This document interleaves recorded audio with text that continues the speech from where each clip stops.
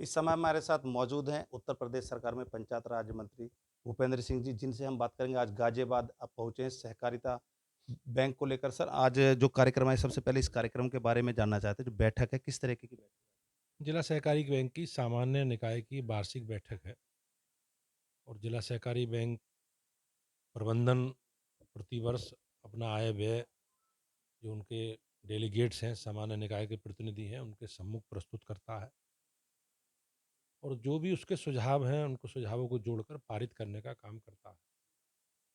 तो आज इस एजीएम में सभी सम्मानित प्रमुख जो उनके प्रबंध समिति के सदस्य हैं, सभापति जी हैं, उन्होंने मुझे और माननीय तेजवीर सिंह जी पूर्व सांसद जी, उत्तर प्रदेश कोऑपरेटिव बैंक के चेयरमैन हैं, उन लोगों को आज के कार्यक्रम में आमंत्रित किया है। है? सर, महत्वपूर्ण सवाल है। उत्तर प्रदेश पंचायत चुनाव की तरफ जा रहा है। पंचायत चुनाव को लेकर किस तरीके की तैयारियां हैं? नहीं, उत्तर प्रदेश की सरकार और पंचायती राज विभाग पंचायत चुनाव अतिशीघ्र हों इसके लिए हम लोग प्रयास कर रहे हैं और विभाग की ओर से तैयारी पूरी है। हम लोगों ने समय रहते सभी वार्डों का परिसीमन कर दिया, उसका नोटिफिकेशन जारी हो गया।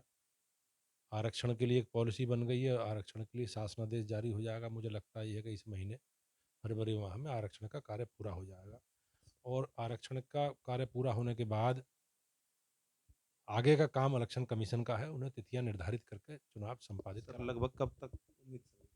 मुझे ऐसा लगता है कि बाकी तो इलेक्शन कमीशन के अधीन है, वो सारे विषयों पर विचार जी, जी। करके संबंधित लोगों से बातचीत करके अपना निर्णय तिथियों के बारे में करेंगे। लेकिन मुझे ऐसा लगता है कि मार्च के अंत में या अप्रैल के प्रथम सप्ताह में चुनाव संपादित हो जाएंगे। 21 दिन की यदि सूचना पर जिला पंचायत के अध्यक्ष का और फिर आगे 21 दिन बाद ब्लॉक प्रमुख का चुनाव संपन्न हो जाएगा। मुझे ऐसा लगता ही है कि संभवतः हम लोग मई के अंत तक पंचायत चुनाव की सारी प्रक्रिया समाप्त कर देंगे। सर, महत्वपूर्ण सवाल है कि जिस तरह से एक सूचनाएं सोशल मीडिया पर चलती हैं कि जो ग्राम प्रधान है जिन्होंने काम किए, उन प्रधानों के जो कार्य है उनकी भी जांच चल रही है।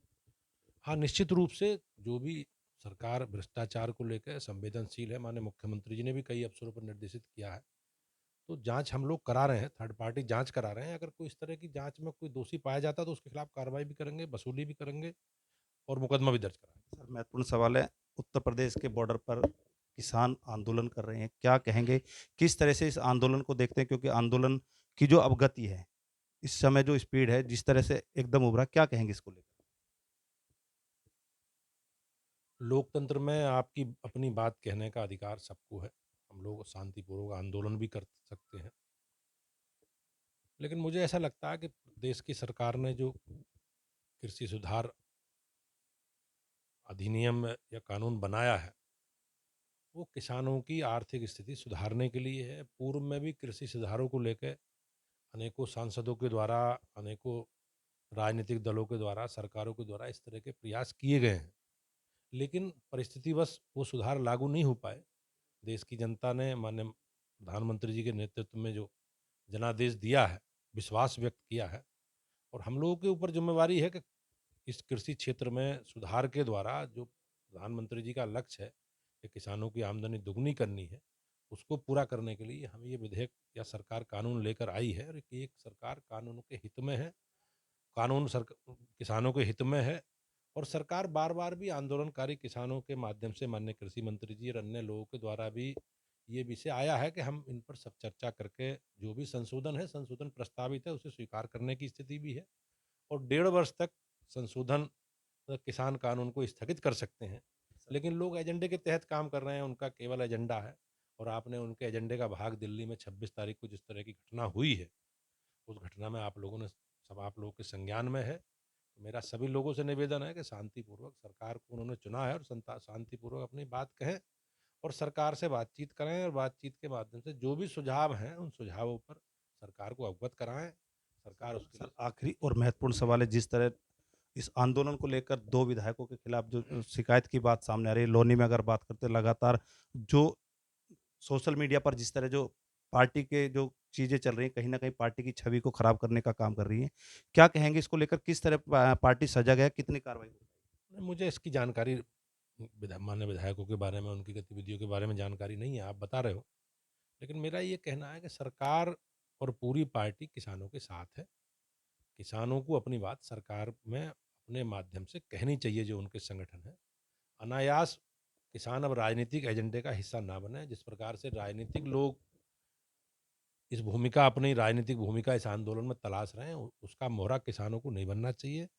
राजनीतिक दलों के लिए विधानसभा चुनाव है 2022, अपनी बात कहें, 2024 में लोकसभा का चुनाव। आप क्योंकि पंचायत मंत्री हैं, ग्राम पंचायतों का काम है, किस तरीके के रोल मॉडल्स गाँव को लेकर बनाए जाएँगे? गाँव के विकास को लेकर किस तरीके की अगली तैयारी है? चाहे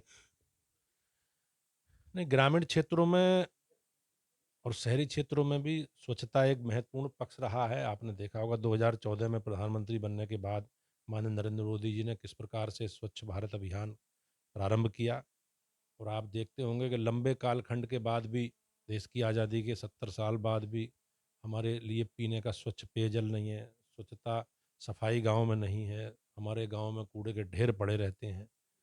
हमारी माताएँ बहनें किस प्रकार से शौच के लिए बाहर जाती थीं, किस प्रकार की परिस्थितियाँ उनके सामने होती थी, ये सब सरकार के संज्ञान में है।